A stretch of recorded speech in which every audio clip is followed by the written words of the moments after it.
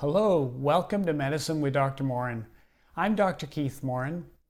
People who have developed antibodies against the COVID-19 virus, whether it be from previous infection or by vaccination, they want to know how long their immunity is going to last. Today I'm reporting on a research study looking at how long immunity might last in people with previous infection. For people who have had previous infection, we say that they have had natural immunity. This is the study I'm going to talk about today. It's a Lancet Journal preprint, which means it's not as yet been peer-reviewed. The study comes from Hong Kong, and the lead authors are Dr. Lau and Dr. Huey. There's a link to the study in the description below. The duration of immunity to viral infections can be quite varied. For example, it can be lifelong to measles, but there's only transient protection against seasonal coronaviruses, for example. The original SARS outbreak in 2003 demonstrated antibody responses which were detectable for about 3 years, but T-cell responses are more durable and still can be found in survivors of that outbreak.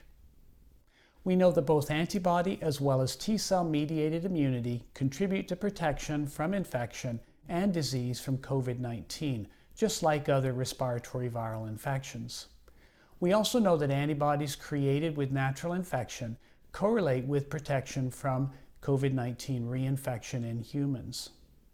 More recent studies show that the level of neutralizing antibody providing 50% reduction from reinfection is actually 20% of the average antibody levels found in people with previous infection.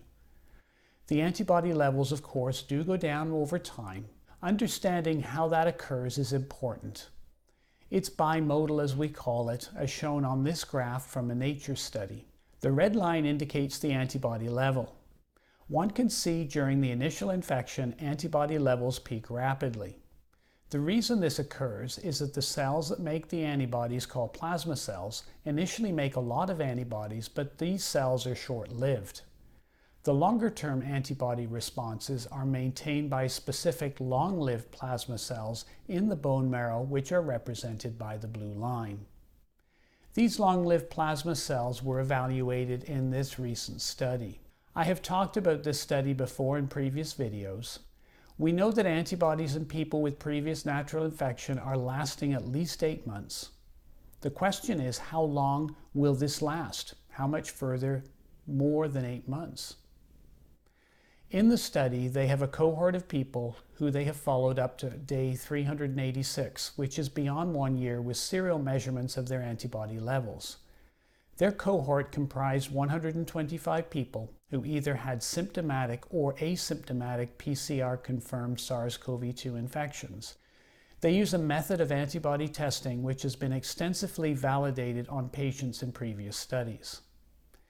The antibody testing they did was against the original strain of the virus. What they did was to test these patients beyond 90 days after their infection to get a sense of how slowly the antibody levels were waning. They then fitted lines of decay from the blood test that was drawn on these people to get a sense of how long good antibody levels would persist. Here is their graph. This is quite a busy picture, and to be honest, I think they could certainly have come up with a better representation of their research. However, if you look closely, there's a thick green line which represents the average line of decay. There's also a light blue band which represents a 95% confidence interval around this other line. You can see that this thick green line is slowly going down with time.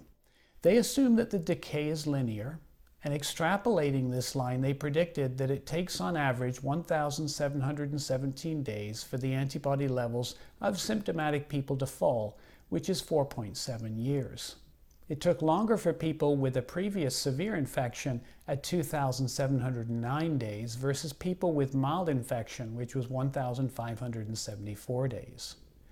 One important point that they made was that the slope of decline in the antibody titers was very flat, and thus it's not certain that the antibody titers were actually going down. And so the estimates of decay could actually be underestimates, which would be very good. Now remember that these numbers are averages and that they do not represent the individual person. Some people will have higher antibody levels than others. And again, the antibodies tested were against the original virus from Wuhan, China. We know that you require more antibodies to neutralize some of the newer variants, such as the Delta variant from India or the Alpha variant from the UK. So in summary, how long do we think immunity lasts based on extrapolated figures? It looks to be around 5 years on average. Again, on average. Obviously, more research is needed with larger groups of people, with and without comorbidities, and over longer periods of time, as well as to different variants, as opposed to the extrapolated figures that currently must be used. This, of course, will be done. This study looked at antibodies from natural infection, and one cannot assume that levels from the vaccines will be similar. On one hand, the vaccines elicit neutralizing antibody levels that are markedly higher than those obtained from natural infection, but the vaccines do differ in the way they generate an immune response. The memory B cells and bone marrow plasma cells following vaccination could be different than those arising from natural infection. And this, of course, could be reflected in antibody levels and correlates of protection. Remember also that there are other aspects of the immune system that are involved, not just antibodies. So even if protection with antibodies wane, there is still immune memory for both B and T cell components, and ultimately reinfection would lead to a rapid increase in neutralizing antibodies as well as T cell function in most people. T cell function is predictive of the severity of illness. We know that from other studies. We also know that protection from reinfection is not absolute. This would be the same with vaccination. The goal really is to prevent hospitalization and death, and the vaccines do a good job of this in over 95% of people. There have been cohort studies looking at this with natural infection that I have previously reported on. This one here is from the Cleveland Clinic. But there have been others with the same results. I reviewed these in my video, The Truth About Natural Immunity. There have not been any randomized trials where you take people who have been naturally infected and randomize them to vaccination versus no vaccination. This, I think, is important because we're trying to protect the global population as quickly as possible, and there are limited numbers of vaccines currently. We want to know whether there is benefit in vaccinating people with previous natural infection, and if so, how to best accomplish that.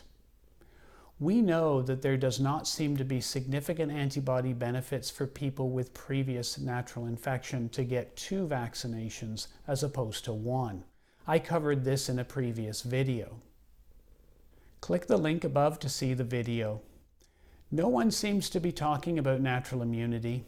The discussion seems to only about vaccinated people versus non-vaccinated people.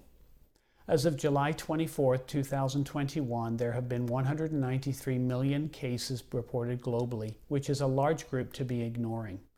Natural infection seems to have been completely taken out of the discussion, whether it be in regards to herd immunity calculations, which it obviously plays a role in, or whether natural infection provides similar protection to vaccination.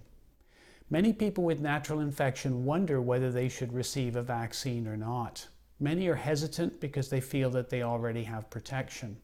This is why these studies are important.